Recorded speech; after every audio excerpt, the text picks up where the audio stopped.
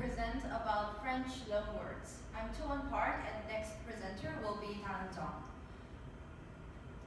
First, let's see our contents. We will show Middle English borrowings and then show other French loanwords. This is the reason why we chose French loanwords as our presentation's topic.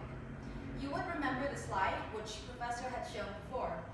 There are so many loanwords from various language and English words. Most of them are so familiar that we even didn't know whether they are loanwords or not. Especially, English has so many French loanwords in use, and most of you would feel familiar for French loanwords than other loanwords.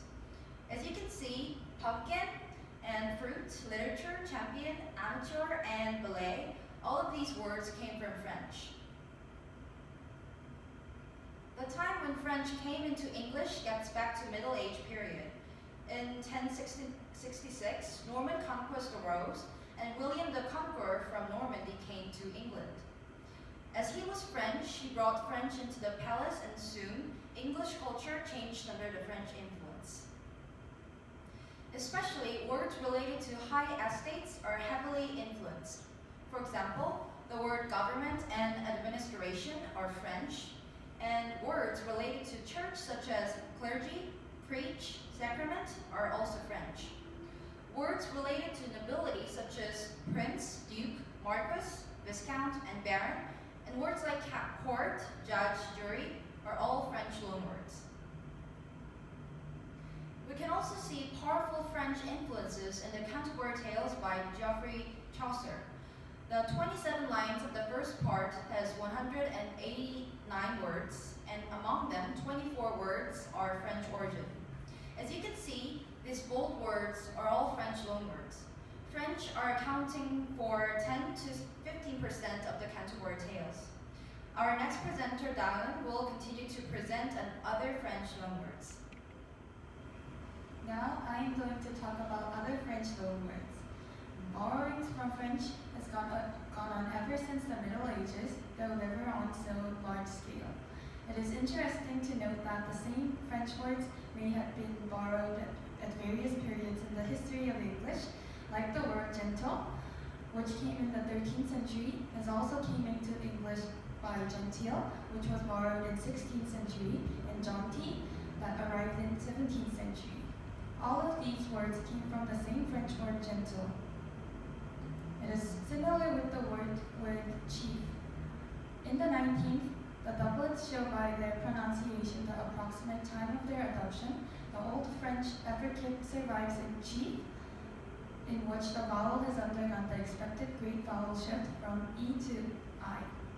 While chef shows the modern French ch, the pronunciation is usually indicative of the time of adoption.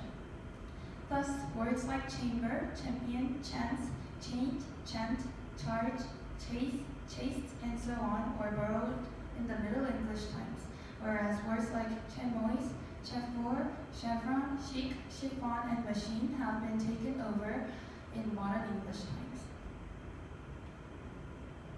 And now I would like to tell you some other French loanwords according to their meanings.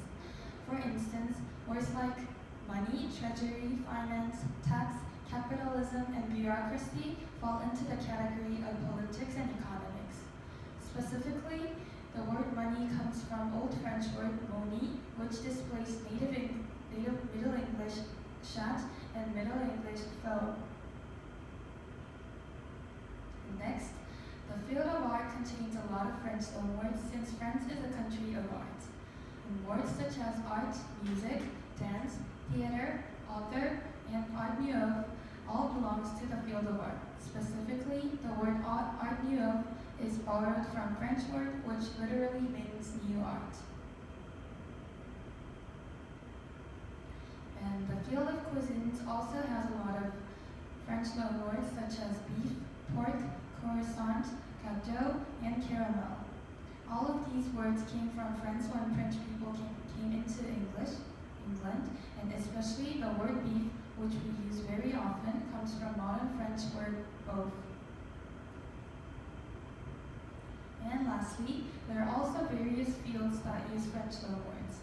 For instance, blue, beige, and lilac are names of colors in French words. And specifically, beige is borrowed from French dialect, beige, and Old French beige. And the words cabbage and apricot comes from French. And last of all, there are a lot of French loanwords in the names of months of the year, such as January, March, May, July, November, and December. And our presentation is over, and thank you for listening.